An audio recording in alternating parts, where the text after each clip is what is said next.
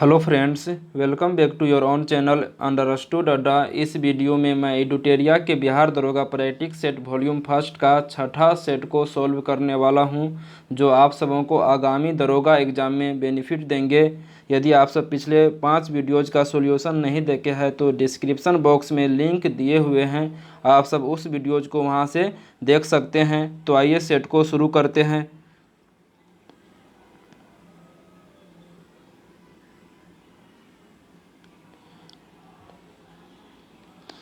प्रश्न संख्या 1 है, सिमुक निम्न वंशों में से किसका संस्थापक था? तो इसका सही आंसर हो जाएगा सातवाहन वंश। अगला प्रश्न है, निम्न में से कौन सही सुमेलित नहीं है? तो इसका सही आंसर हो जाएगा इनमें से सभी, यानी कि इनमें से सभी जो है गलत सुमेलित है। तो उदयगिरि गुहा अभिलेख किससे संबंधित है? तो यह हो जाएगा चंद्रगुप्त द्वितीय से। मंदसौर अभिलेख किससे संबंधित है? तो मालवा नरेश यशोवर्मन से। ऐहोल अभिलेख का संबंध किससे है? तो पुलकेशिन द्वितीय से। यानी कि विकल्प नंबर डी इनमें सभी इसका सही आंसर हो जाएगा। अगला प्रश्न है, इत सिंह भारत की यात्रा पर कब आया था? तो इसका सही आंसर हो जाएगा 7वीं शताब्दी में, यानी कि विकल्प नंबर सी इसका सही आंसर हो जाएगा। अगला प्रश्न है, तंजौर का राजराजेश्वर मंदिर किसने बनवाया था? तो इसका सही आंसर हो जाएगा राजराज प्रथम ने, यानी कि विकल्प नंबर सी इसका सही आंसर हो जाएगा। अगला प्रश्न है, निम्नलिखित में से अद्वैत वेदांत के अनुसार किसके द्वारा मुक्ति प्राप्त की जाती है?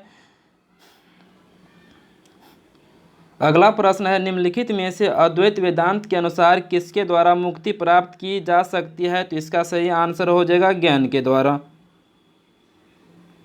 अगला प्रश्न है, चंद्रगुप्त द्वितीय के दरबार में 9 रत्नों में कौन शामिल नहीं थे? तो इसका सही आंसर हो जाएगा पतंजलि। पतंजलि पुष्यमित्र शुंग के दरबार में रहते थे, जो शुंग वंश के संस्थापक थे, यानी कि पतंजलि शुंग वंश से संबंधित है। अगला प्रश्न है, किस वायसराय के समय बिहार में भारतीय राष्ट्रीय कांग्रेस का द्वितीय अधिवेशन गया में संपन्न हुआ था? तो इसका सही आंसर हो जाएगा लॉर्ड रीडिंग, यानी कि विकल्प नंबर डी इसका सही आंसर हो जाएगा। और लॉर्ड रीडिंग का कार्यकाल 1921 से 1926 ईस्वी के बीच में था। अगला प्रश्न है, प्रमुख विद्रोह एवं उसके नेता या नेतृत्वकर्ता का सही मिलान करें। तो प्रश्न संख्या 8 का सही आंसर हो जाएगा विकल्प नंबर ए। और विकल्प को खुद से आप सब देख सकते हैं। तो प्रश्न संख्या 8 का सही आंसर क्या हो जाएगा? विकल्प नंबर ए।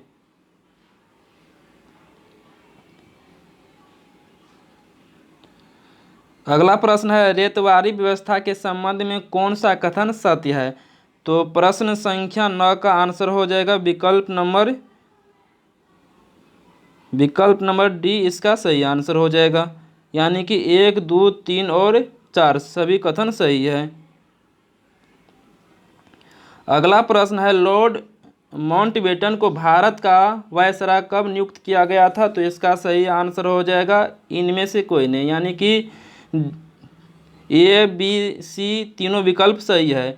लॉर्ड माउंटबेटन को भारत का वायसराय 24 मार्च 1947 ईस्वी को नियुक्त किया गया था।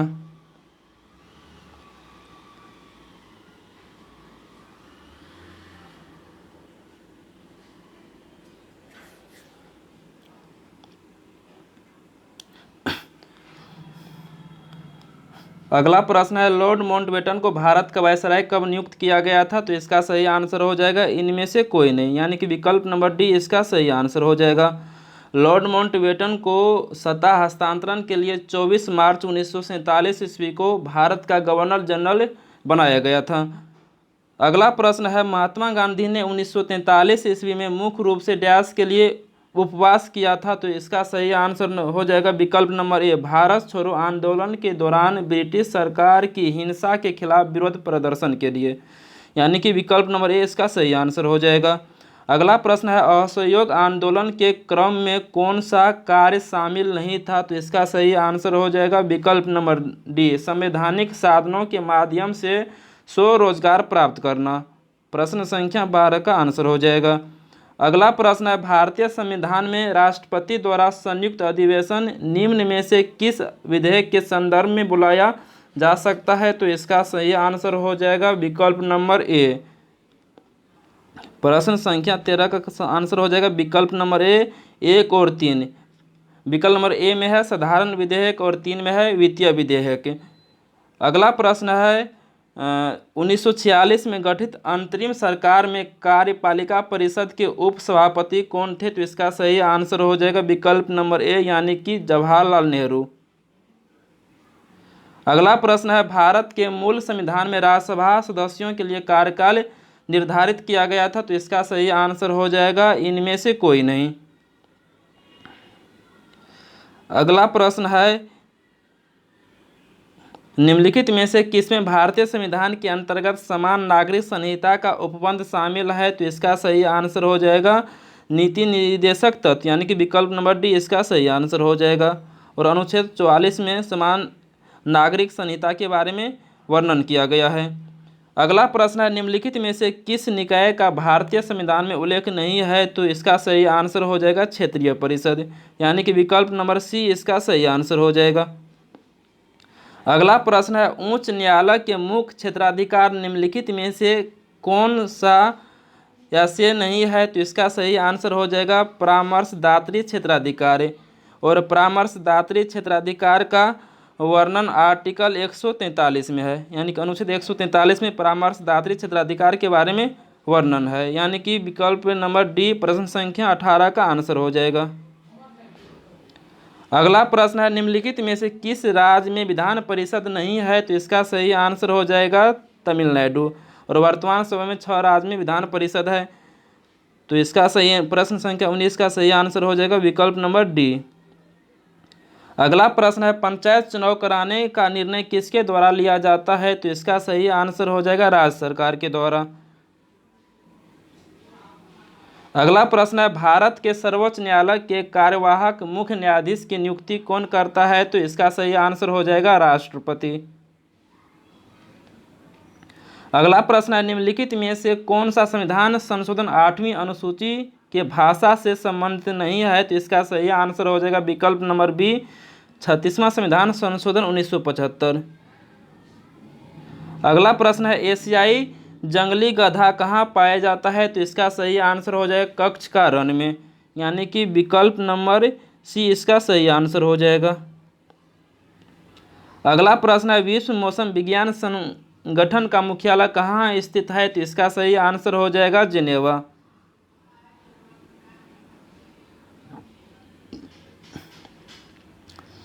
अगला प्रश्न है किस बायोम में सबसे कम तापांतर पाया जाता है? तो इसका सही आंसर हो जाएगा विकल्प नंबर डी सदाबहार वर्षा वन बायोम में।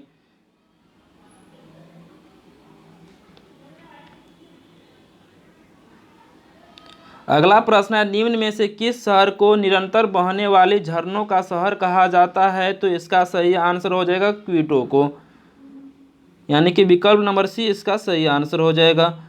अगला प्रश्न है गोल्फ की गेंद का वजन कितना होता है? तो प्रश्न संख्या 27 का आंसर हो जाएगा 45.94 ग्राम यानी कि विकल्प नंबर ए आंसर इसका हो जाएगा। अगला प्रश्न है वाचस्पति पुरस्कार किस क्षेत्र में दिया जाता है? तो इसका सही आंसर हो जाएगा संस्कृत साहित्य के क्षेत्र में यानी कि विकल्प नंबर बी इसका सही आंसर हो जाएगा। अगला प्रश्न है निम्न में से किस व्यक्ति को गुरुजी के उपनाम से जाना जाता था? तो इसका सही आंसर हो जाएगा एम.एस. गोलवलकर को यानी कि विकल्प नंबर बी इसका सही आंसर हो जाएगा। एम.एस. गोलवलकर को गुरुजी के नाम से जाना जाता है और जबकि रविन्द्रनाथ टैगोर को गुरुदेव के नाम से जाने जाते हैं यानी कि विकल्प नंबर 29 का सही आंसर यानी कि प्रश्न संख्या 29 का सही आंसर हो जाएगा विकल्प नंबर बी।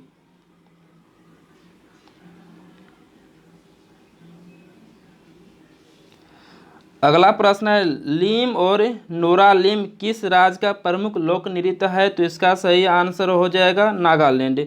प्रश्न संख्या 30 का सही आंसर हो जाएगा नागालैंड।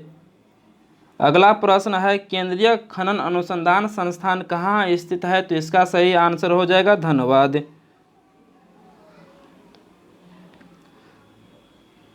अगला प्रश्न है भारतीय औद्योगिक विकास बैंक एडबी की स्थापना कब हुई थी? तो इसका सही आंसर हो जाएगा 1964 ईस्वी में। अगला प्रश्न है मेघालय के नए राज्यपाल कौन बनाए गए हैं? तो इसका सही आंसर हो जाएगा पी चौहान, मेघालय के नए राज्यपाल बनाए गए हैं। अगला प्रश्न है सेली ऐप को किस सरकार द्वारा जारी किया गया है? तो इसका सही आंसर हो जाएगा केरल सरकार के द्वारा। अगला प्रश्न है 10 लीग चौथा युद्धाभ्यास 2023 का आयोजन कहाँ किया गया है? तो इसका सही आंसर हो जाएगा उत्तराखंड। अगला प्रश्न है जल संरक्षण पर पहला अखिल भारतीय शिखर सम्मेलन का आयोजन नई दिल्ली में किया गया, इसका विषय था? तो इसका सही आंसर हो जाएगा विकल्प नंबर ए वाटर विजन @2047। अगला प्रश्न है अर्जुन अवार्ड 2022 से सम्मानित श्री अमित का संबंध किस खेल से है? तो इसका सही आंसर हो जाएगा बॉक्सिंग से। अगला प्रश्न है राजा राम मोहन राय पुरस्कार 2023 से किसे सम्मानित किया गया? तो इसका सही आंसर हो जाएगा बीके प्रसाद, यानी कि विकल्प नंबर बी इसका सही आंसर हो जाएगा। अगला प्रश्न है राष्ट्रमंडल खेल 2022 में सबसे कम उम्र के एथलीट कौन थे? तो इसका सही आंसर हो जाएगा अनाहत सिंह, यानी कि विकल्प नंबर ए इसका सही आंसर हो जाएगा।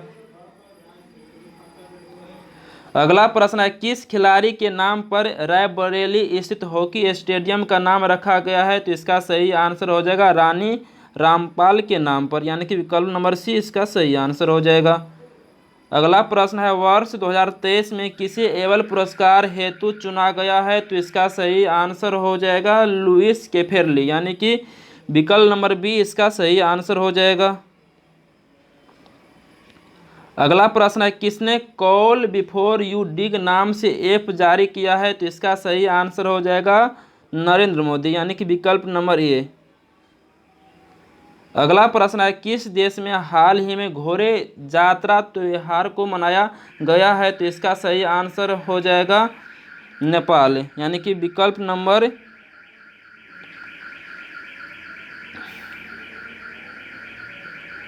अगला प्रश्न है किस देश में हाल ही में घोड़े जात्रा त्योहार को मनाया गया है? तो इसका सही आंसर हो जाएगा नेपाल। अगला प्रश्न है अंतर्राष्ट्रीय वन दिवस 2021 का विषय था? तो इसका सही आंसर हो जाएगा फॉरेस्ट एंड हेल्थ, यानी कि विकल्प नंबर ए इसका सही आंसर हो जाएगा। अगला प्रश्न है एनबीडी में नए सदस्य देश के रूप में किसे शामिल किया गया है? तो यहाँ पर एनबीडी के जगह एनडीबी होना चाहिए, यानी कि न्यू डेवलपमेंट बैंक होना चाहिए। तो न्यू डेवलपमेंट बैंक में नए सदस्य के रूप में मिस्र को शामिल किया गया, यानी कि विकल्प नंबर बी इसका सही आंसर हो जाएगा। अगला प्रश्न है हाल ही में किस सांसद की सदस्यता लोकसभा सचिवालय द्वारा निरस्त किया गया? तो इसका सही आंसर हो जाएगा राहुल गांधी की। अगला प्रश्न है हाल ही में जियो सिनेमा के ब्रांड एम्बेसडर कौन बने हैं? तो इसका सही आंसर हो जाएगा सूर्य कुमार यादव, यानी कि विकल्प नंबर ए इसका सही आंसर हो जाएगा। अगला प्रश्न है डीजल परिवहन के लिए मैत्री पाइपलाइन जिसकी लंबाई 131 किलोमीटर है यह किन दो देशों से संबंधित है? तो इसका सही आंसर हो जाएगा भारत और बांग्लादेश, यानी कि विकल्प नंबर ए इसका सही आंसर हो जाएगा। अगला प्रश्न है ऑस्ट्रेलिया ओपन 2023 महिला एकल का खिताब किसने जीता है? तो इसका सही आंसर हो जाएगा एरिना सबलेंका, जबकि पुरुष एकल का खिताब नोवाक जोकोविच ने जीता है, यानी कि प्रश्न संख्या 49 का सही आंसर क्या हो जाएगा? विकल्प नंबर ए इसका सही आंसर हो जाएगा एरिना सबलेंका। अगला प्रश्न है हाल ही में किस राज्य ने 19 नए जिलों का गठन का ऐलान किया है? तो प्रश्न संख्या 50 का सही आंसर हो जाएगा राजस्थान, यानी कि विकल्प नंबर बी इसका सही आंसर हो जाएगा। अगला प्रश्न है ग्लोबल फायर इंडेक्स 2023 में भारत का स्थान है, तो इसका सही आंसर हो जाएगा ग्लोबल फायर इंडेक्स 2023 में भारत का चौथा स्थान है।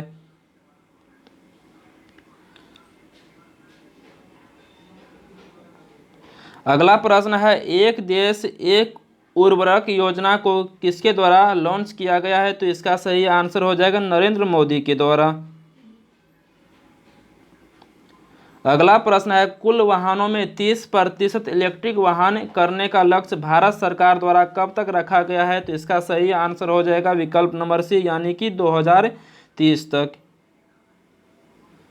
अगला प्रश्न है Australian of the year 2023 award से किसे सम्मानित किया गया, तो प्रश्न संख्या 54 का आंसर हो जाएगा अमर सिंह यानी कि विकल्प नंबर ए इसका सही आंसर हो जाएगा।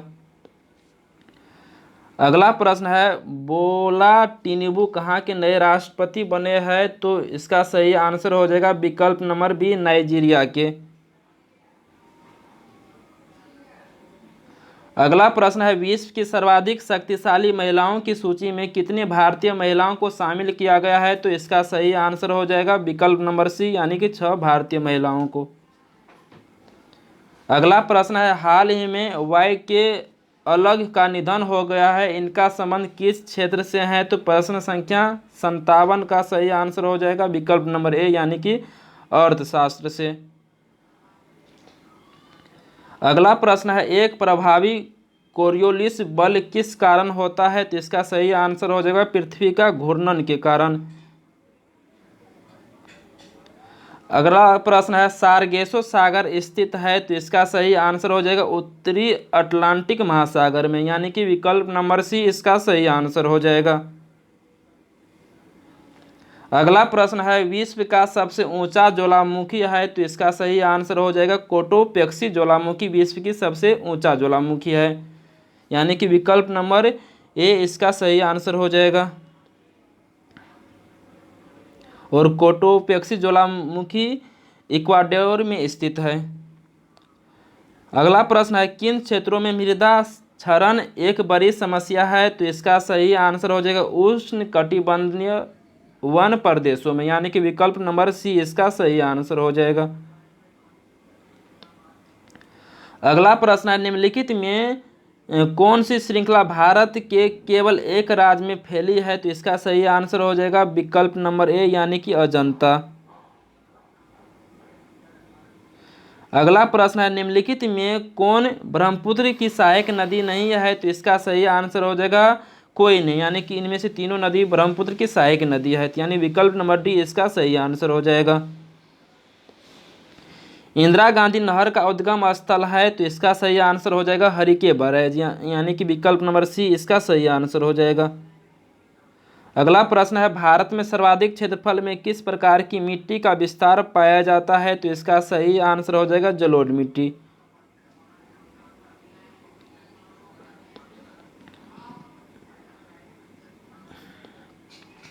अगला प्रश्न है निम्नलिखित में से ऑक्जेलिक एसिड का प्राकृतिक स्रोत क्या है, तो इसका सही आंसर हो जाएगा टमाटर। अगला प्रश्न है लुई पास्चर को किस स्रोत के लिए जाना जाता है, तो इसका सही आंसर हो जाएगा रेबीज का टीका के खोज के लिए लुई पास्चर को जाने जाते हैं यानी कि प्रश्न संख्या 67 का सही आंसर हो जाएगा विकल्प नंबर डी। अगला प्रश्न है पौधों में ऊर्जा का अंतिम स्रोत क्या है, तो इसका सही आंसर हो जाएगा पौधों में ऊर्जा का अंतिम स्रोत क्लोरोफिल है। अगला प्रश्न है निम्नलिखित में से किस पौधे में पादपकाय के एक हिस्से से दूसरे हिस्से में जल एवं अन्य पदार्थों के संवहन हेतु विशिष्ट ऊतक मौजूद होते हैं, तो इसका सही आंसर हो जाएगा मार्सिलिया यानी कि विकल्प नंबर डी इसका सही आंसर हो जाएगा। अगला प्रश्न है चेचक किस वायरस के कारण होता है, तो इसका सही आंसर हो जाएगा वेरिसेला के कारण। अगला प्रश्न है अंडे को अंडाशय से गर्भाशय तक किसके द्वारा ले जाया जाता है, तो प्रश्न संख्या 71 का सही आंसर हो जाएगा अंडवाहिका के द्वारा जिसको इंग्लिश में फैलोपियन ट्यूब कहा जाता है। अगला प्रश्न है अस्थि कोशिकाएं एक हार्ड मैट्रिक्स में अंतः स्थापित होती है जो निम्न में से किसका बना होता है? तो इसका सही आंसर हो जाएगा कैल्शियम और फॉस्फोरस का, यानी कि विकल्प नंबर बी इसका सही आंसर हो जाएगा। अगला प्रश्न है, निम्नलिखित में से कौन सा अंग मनुष्य के उत्सर्जन तंत्र का भाग नहीं है? तो इसका सही आंसर हो जाएगा गर्भाशय। अगला प्रश्न है, मानव शरीर की सबसे बड़ी धमनी कौन सी है? तो इसका सही आंसर हो जाएगा महाधमनी।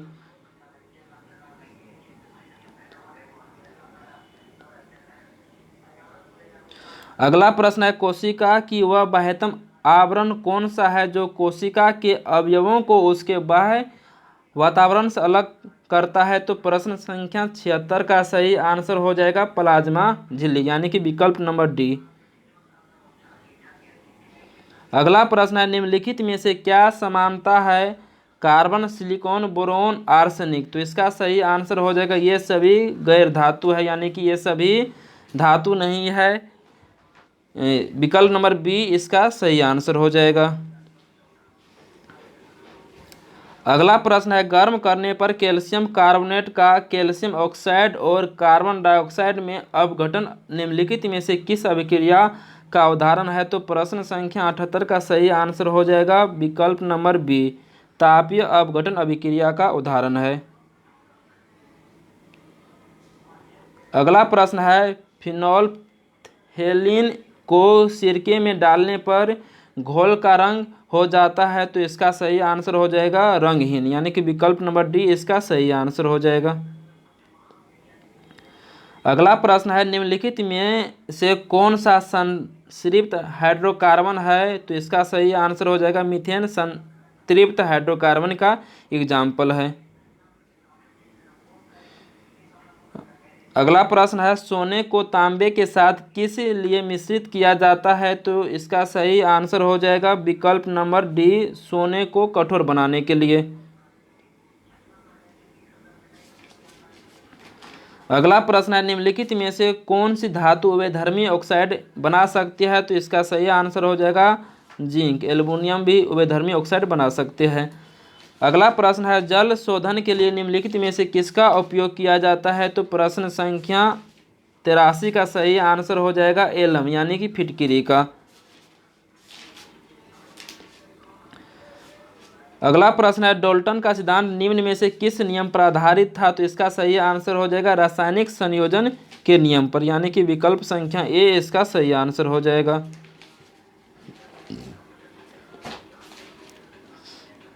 अगला प्रश्न है, निम्नलिखित में से कौन सी विशेषता एक आदर्श ट्रांसफार्मर में होता है? तो इसका सही आंसर हो जाएगा इनमें से सभी। विकल्प को आप सब खुद से पढ़ सकते हैं। अगला प्रश्न है, एक कंडक्टर का प्रतिरोध किसके व्युत्क्रमानुपाती होती है? तो इसका सही आंसर हो जाएगा प्रतिरोध जो होती है अनुप्रस्थ भाग का क्षेत्रफल, यानी अनुप्रस्थ काट के क्षेत्रफल के व्युत्क्रमानुपाती होती है। विकल्प नंबर सी इसका सही आंसर हो जाएगा। अगला प्रश्न है, जी का मान की एसआई इकाई वही है जो डैश की एसआई इकाई होती है? तो इसका सही आंसर हो जाएगा त्वरण की, मीटर पर सेकंड स्क्वायर इसका इकाई होती है। अगला प्रश्न है, हवा की गति को मापने के लिए निम्नलिखित में से किस उपकरण का उपयोग किया जाता है? तो इसका सही आंसर हो जाएगा एनीमोमीटर का, यानी कि विकल्प नंबर बी इसका सही आंसर हो जाएगा। अगला प्रश्न है, यदि वायु प्रतिरोध को नग्न माने तो मुक्त रूप से गिरते हुए पिंड की स्थितिज ऊर्जा और गतिज ऊर्जा का योग क्या होगा? तो प्रश्न संख्या 89 का सही आंसर हो जाएगा विकल्प नंबर सी, यानी कि स्थिर रहेगा। अगला प्रश्न है, निम्नलिखित में से कौन सी ऊर्जा ऊंचाई के साथ बढ़ता या घटता है? तो प्रश्न संख्या 90 का सही आंसर हो जाएगा स्थितिज ऊर्जा, यानी कि विकल्प नंबर सी इसका सही आंसर हो जाएगा। अगला प्रश्न है, डेयरी में प्रयोग किए जाने वाले दूध से क्रीम को अलग करने की प्रक्रिया क्या कहलाती है? तो इसका सही आंसर हो जाएगा अपकेंद्रीकरण, यानी कि विकल्प नंबर ए इसका सही आंसर हो जाएगा। अगला प्रश्न है, भारतीय बैंकों की विदेशी में सर्वाधिक शाखाएं किस देश में है? तो इसका सही आंसर हो जाएगा यूके, यानी कि विकल्प नंबर ए इसका सही आंसर हो जाएगा। अगला प्रश्न है, किसी मुद्रा का विनिमय करें अगला प्रश्न है, यदि किसी मुद्रा का विनिमय मूल्य अन्य मुद्राओं की तुलना में जानबूझकर कम कर दिया जाता है तो इसे उस मुद्रा का डैश कहते हैं। तो इसका सही आंसर हो जाएगा विकल्प नंबर सी, यानी कि अवमूल्यन। अगला प्रश्न है, सीमांत उत्पादकता के संबंध में कौन सा कथन सत्य है। तो इसका सही आंसर हो जाएगा विकल्प नंबर सी, 1 और 2 दोनों सही है।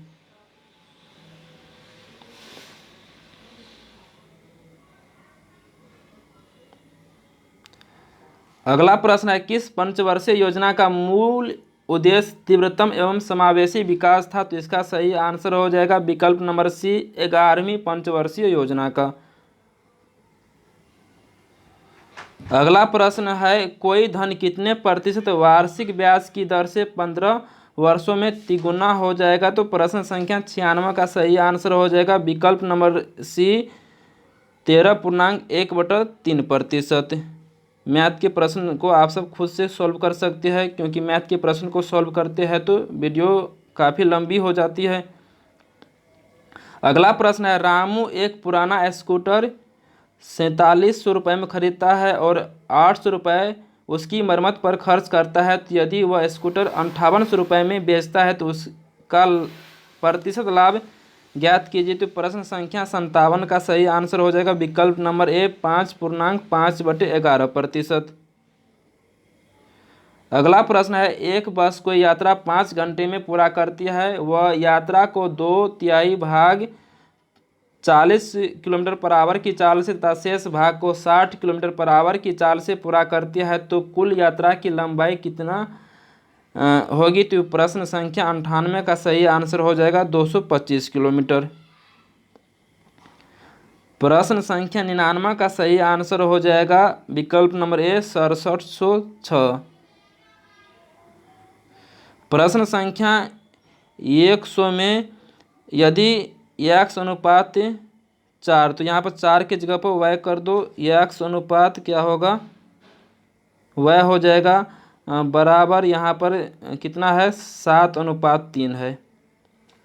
उसके बाद यहाँ पर मान निकालना है x y + y² बटे x² - 7²। तो 7² की जगह पर y का स्क्वायर कर दो और इसको सॉल्व कीजिएगा तो इसका आंसर कितना निकल जाएगा विकल्प नंबर ए, यानी कि 3/4।